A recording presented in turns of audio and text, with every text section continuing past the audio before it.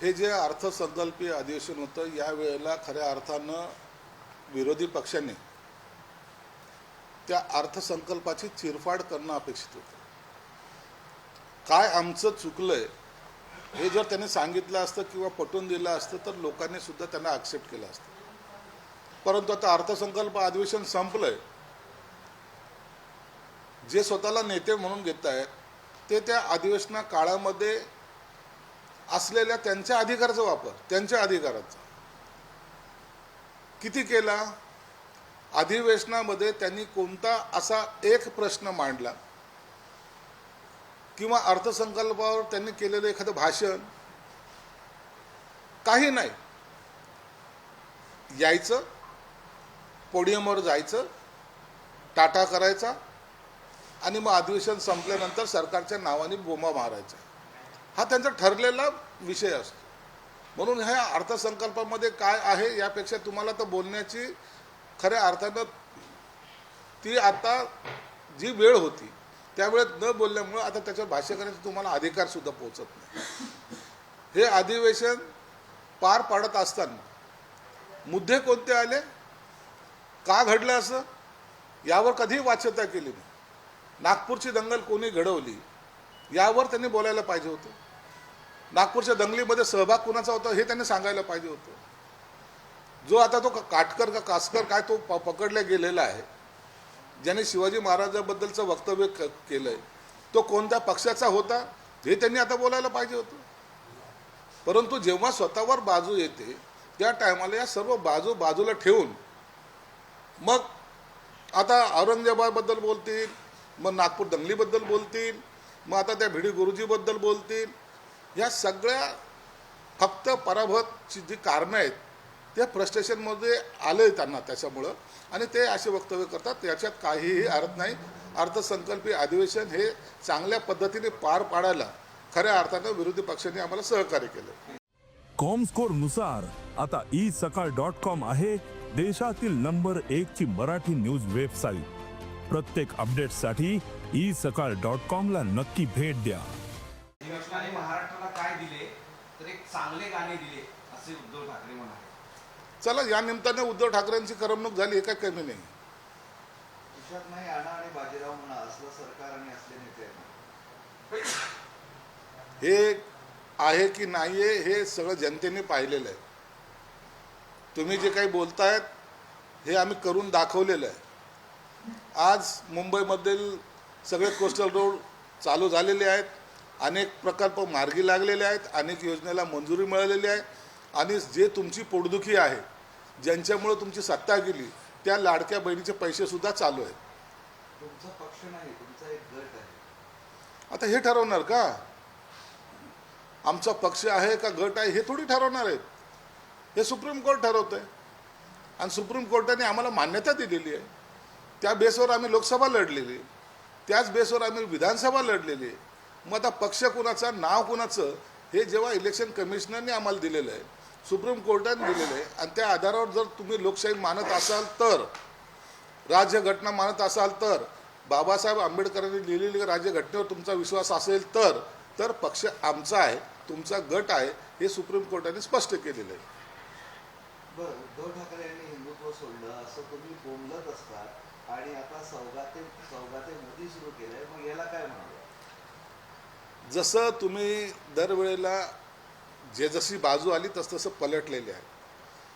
तुमच्या रॅलीमध्ये मुसाचा डान्स लोकांनी पाहिलेला आहे, तुमच्या रॅलीमध्ये पाकिस्तानचा झेंडा लोकांनी पाहिलेला आहे, आणि तुम्ही त्या गल्लोगल्ली गेलेले लोकांनी पाहिलेलं आहे. म्हणून आता निवडणुका झाल्यात, परंतु निवडणुका झाल्यानंतरसुद्धा आमची भूमिका ती नव्हती. आमची भूमिका पहिल्यापासून एकच आहे, जी शिवसेना प्रमुखाची होती. जो मुस्लिम या देशाचा बद्दल स्वाभिमान बाळगेल, जो या देशाला मानतो, जो या देशाचं गुणगान गातो, तो आमचा. म्हणून आम्ही कुणाबरोबर जर असं या भाषेतून जर बोलत असेल तर त्याला जातीवाद म्हणत नाही. तुमच्यासारखे आम्ही इतरांकडे झुकलेलो नाही ना, कुठं त्यांच्याकडे जाऊन लावून त्यांना नमस्कार केलेला नाही. पण ते असं म्हणाले की बटेंगे तो कटेंगे, आता मंगळसूत्र धोक्यात आहे, हिंदूचे रक्षण कोण करणार, असे मुद्दे आणून निवडणुका लढवल्या, आणि आता मात्र सौगात आठवते. आम्ही हिंदूचं रक्षण करण्यासाठी नेहमी कटिबद्ध आहोत. कोणी त्यांच्याकडे वाकडा डोळा करून पाहिला तर त्या काढायची ताकद आमच्यामध्ये आहे. याची चिंता तुम्ही करू नका. तुम्ही फक्त पाकिस्तानचा झेंडा घेऊन डान्स करा, आम्हाला ते शिकवू नका. आता जर तुम्हाला त्यांच्याबद्दल जर घृणा असेल तर तसं स्पष्ट सांगा. परंतु जेव्हा इलेक्शन येतं त्या टायमाला हातात हात घालून फुगड्या खेळणारे तुम्ही आम्हाला हिंदुत्व शिकवण्याच्या भानगडीत पडू नये. बटेंगे तो कटेंगेचं काय? बटेंगे तो कटेंगेच.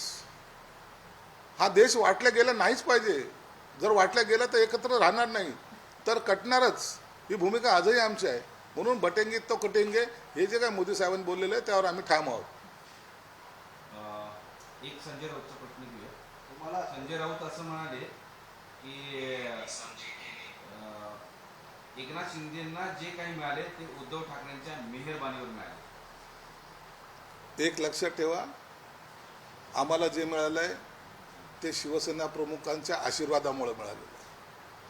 आणि तुम्हाला जे मिळालं आहे तेही शिवसेना प्रमुखाच्या आशीर्वादामुळे. तुमची ओळख झिरो आहे, झिरो. शिवसेना प्रमुख आहेत, शिवसेना प्रमुखाचं नाव घेणं कंपल्सरी आहे. आणि शिवसेना प्रमुखामुळं तुम्हाला सर्व आज जे काही दिवस पाहायला मिळतात त्यांच्यामुळं मिळत आहेत. परंतु त्यांची ध्येय धोरणं होते त्याच्यावर न चालल्यामुळं तुमची ही दुरावस्था झालेली आहे. याला तुम्ही कारणीभूत आहात, शिवसेना प्रमुख नाही. म्हणून आम्हाला जे काही मिळालं आम्ही छाती ठोकपणे सांगतो. आम्ही आजही ज्या पदावर बसलेलो आहोत ते शिवसेना प्रमुखांची कृपा हे मानणारे आम्ही आहोत. आम्ही शरद पवारची कृपा म्हणत नाही, आम्ही राहुल गांधीची कृपा म्हणत नाही, ती शिवसेना प्रमुखांची कृपा आहे.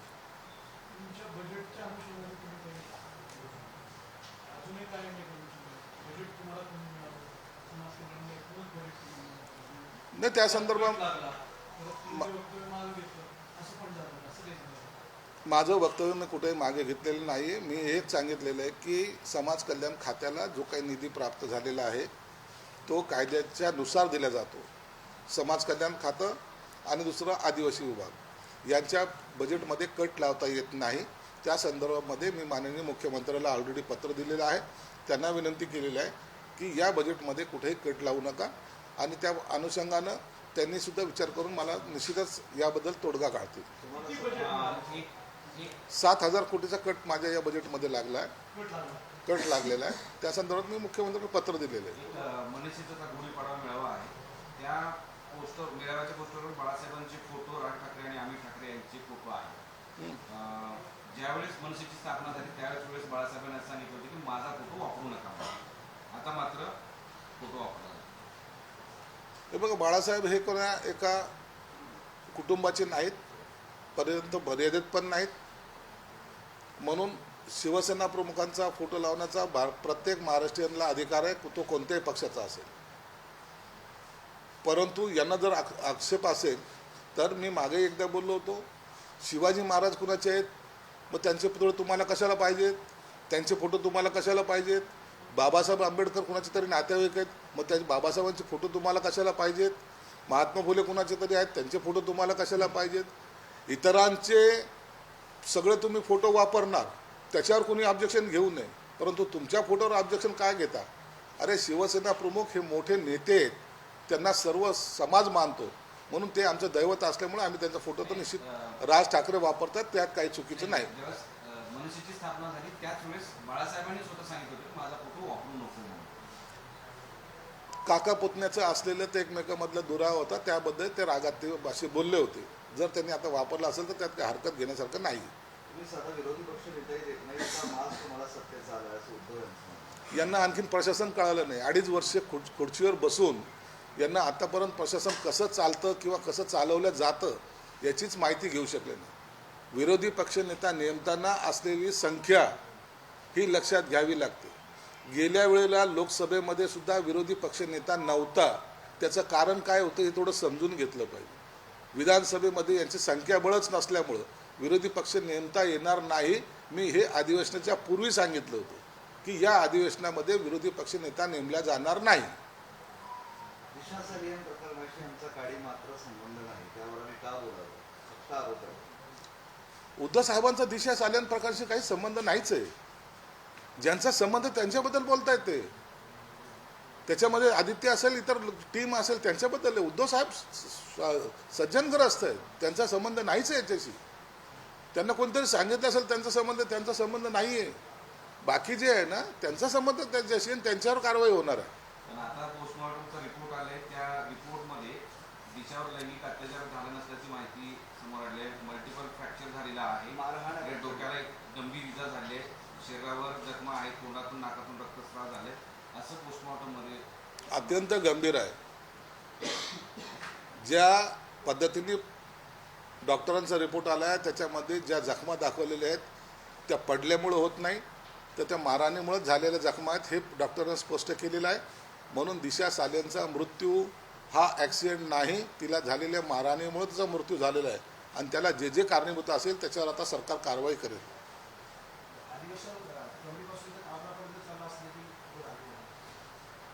त्यांच्याकडे विषयच नव्हते ना, त्यांच्याकडे कोणते विषय नव्हते, म्हणून त्यांनी हे असे विषय काढून लोकांची दिशाभूल करायचा प्रयत्न केला. त्याला प्रत्युत्तर देण्यात आलं. म्हणून यांनाच लोकांचे प्रश्न कळाले नाही, शेतकऱ्याचे, कामगारांचे, कष्टकऱ्यांचे प्रश्न कळाले नाही. म्हणून हे प्रश्न त्यांना थोडंसं भावनात्मक वाटले, म्हणून त्यांनी याच्यावर जोर दिला आणि त्याला त्याचं उत्तर आम्ही दिलेलं आहे. तरी अर्थसंकल्प हा परिपूर्ण चांगल्या पद्धतीने आम्ही सादर केला आहे. एका PSI ला निलंबित केल्यावरून रणजित कासलेला, तर त्यांनी एक व्हिडिओ टाकलेला आहे सोशल मीडियावर. त्याच्यामुळं धनंजय मुंडेवर गंभीर आरोप केलेले आहेत. हे सगळं कसं चालू आहे हे सगळं त्यांनी पोलखोल केलेली आहे. त्यांनी जो काही व्हिडिओ टाकलेला आहे आणि त्यात त्यांनी हेही सांगितलं की माणूस दारू पिल्यानंतर सत्य बोलतो, तर त्या सत्याची सगळी पडताळणी पोलीस करतात. आणि त्याच्यामध्ये जर सत्य आढळलं तर त्याच्या अनुषंगाने जे कोणी आरोपी असतील त्यांनासुद्धा या चौकटीमध्ये घेतल्या जाईल आणि त्यांची तपाससुद्धा केला जाईल. बीडचं एक करतो. वाल्मिक कराड गँगच्या 3 जणांनी संतोष देशमुख यांची हत्या आपणच केल्याची कबुली पोलिसांसमोर दिली असं सांगितलं. सुदर्शन बोले, जयराम चाटे आणि महेश केदार यांनी पोलिसांसमोर कबुली दिली. कबूल दिलं, केलंच ना. त्यांचे व्हिडिओ आलेले, त्यांचे प्रूफ आहेत, एव्हिडन्स आहेत, सर्व ते मोबाईलचे सगळे डाटे आलेले आहेत. त्याला CDR वगैरे काय म्हणतात ते सर्व आता जप्त केलेलं आहे पोलिसांनी. म्हणून त्या गुन्ह्यापासून त्यांना आता पळवाट नाही, त्यांना फाशी ही झाली पाहिजे, ही आमची मागणी आहे. बिंडोक लोक आणि बिंडोक लोकांचा पक्ष असा तुमचा पक्ष आहे, असं उद्धव ठाकरे. आम्ही बिंडोक आहोत म्हणून लोकांनी आम्हाला 40 60 केलेत. तुम्ही हुशार आहात म्हणून तुम्हाला 100 20 वर आणलेत, हे समजून घ्या. आता याच्यामध्ये सुद्धा जर तुम्हाला कोण बिंडोक आणि कोण हुशार कळत नसेल तर त्यासाठी संजय राऊतला एकदा विचारा की हुशार कोण. चल. सर, विपक्ष के नेता का चयन हुआ नहीं है, इस विषय को लेकर उद्धव ठाकरे ने भी टीका की है सरकार के ऊपर, क्या बताएं? देखो, उद्धव ठाकरे जैसे आदमी जो महाराष्ट्र के 2.5 साल मुख्यमंत्री रह चुके हैं, उनको ये प्रशासकीय भूमिका समझनी चाहिए. जहाँ संख्या बल नहीं होता वहाँ विरोधी पक्ष का चयन नहीं होता, नेताओं का चयन नहीं होता. और कुछ मांगने का है तो मांगने का तरीका ये नहीं होता. हम लड़के लेंगे ऐसा अगर बोलते होंगे तो उसके लिए तुम्हारी बाजू उतनी स्ट्रांग होना चाहिए. तुम्हारा संख्या बल नहीं है. और मैं पहले दिन अधिवेशन चालू होने के पहले दिन ही मैं बताया था कि इस अधिवेशन में कोई भी विरोधी पक्ष नेता का नाम चुना नहीं जाएगा. उसी तरीके से चला. ये प्रशासन की बात होती है, ये नियमों की बात होती है, और नियमों के अनुसार उनका विरोधी पक्ष नेता बन नहीं सकता. सर, आपका सामाजिक न्याय विभाग है, काफी कट बैठे हैं कई पोर्टफोलियोज को. आपके पोर्टफोलियो को कितना कट लगा है, आपने क्या कार्रवाई इसके ऊपर की, आपने कुछ बात की है? देखिए, लास्ट टाइम भी मैंने कहा है कि मेरे सामाजिक न्याय विभाग में 7,000 कोटि का करीबन कट बैठा है. और ये कट कानूनी तौर से बिठा नहीं सकते, ये मेरी राय है. आदिवासी विभाग को भी कट नहीं दे सकते क्योंकि ये हमको नियमों के अनुसार दिया गया फंड होता है, उसमें कभी कटौती नहीं होती. इसके बारे में मैंने CM साहब से खुद बात की है, उनको मेरा निवेदन भी दिया है. उनको ये भी बताया कि ये ऐसे कट लगने से जो हमारी योजना है वो योजनाएं उसमें खंड पड़ेगा या तो कुछ योजना हमको बंद करना पड़ेगी. Thank you sir. एक शेवट, राहुरीमध्ये काल महापुरुषांची विटंबना झाली, महाराजांच्या पुतळ्यांची.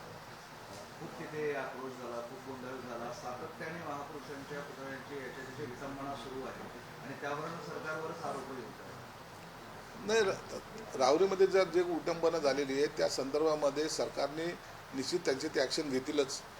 परंतु काही समाजकंटक हे जाणून बुजून दरवेळेला अशा घटना कुठे ना कुठे घडाव्यात यासाठी सक्रिय झालेले दिसत आहेत. म्हणून शासनाने सुद्धा त्या पद्धतीने पावलं उचलावेत. हे जे काही गुंड आहेत यांना कायद्याचा धाक थोडा कमी झालेला दिसतो.